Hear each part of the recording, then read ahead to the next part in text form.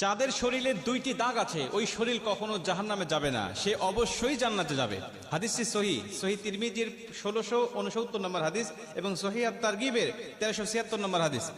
হযরত আবু উমামা রাদিয়াল্লাহু তাআলা আনহু হাদিসটা বর্ণনা করেছেন। রাসূল সাল্লাল্লাহু আলাইহি ওয়াসাল্লাম বলেন, যাদের শরীরে দুইটা দাগ আছে এবং যাদের শরীর থেকে 2 ফোঁটা তরল পদার্থ নির্গত হয় ওই শরীর কখনো জাহান্নামে যাবে না, সে অবশ্যই জান্নাতে যাবে এবং আল্লাহ পাকের কাছে এই শরীরটা সবচেয়ে প্রিয় শরীর। রাসূল সাল্লাল্লাহু আলাইহি ওয়াসাল্লাম বলেন, 1 নম্বর দাগ হলো যে ব্যক্তি জিহাদের ময়দানে আল্লাহকে খুশি করার জন্য, আল্লাহর দ্বীন কায়েম করার জন্য অথবা আল্লাহর সন্তুষ্টির জন্য যে ব্যক্তি বাতিলের মোকাবেলা করতে গিয়ে শত্রু পক্ষের আঘাতে তার শরীরে ছোট্ট একটা দাগও যদি বসে যায়, এই দাগটা কিয়ামতের ময়দানে সুপারিশ করে বা এই দাগটা থাকার কারণে কিয়ামতের ময়দানে আল্লাহ পাক তাকে জান্নাতে দিয়ে দিবে। নবীজি সাল্লাল্লাহু আলাইহি ওয়াসাল্লাম বলেন, 2 নম্বরে ফরজ ইবাদত সমূহের কোন একটি দাগ যদি তার শরীরে দেখা যায়, যেমন নামাজ পড়তে পড়তে সেজদা দিতে দিতে কপালে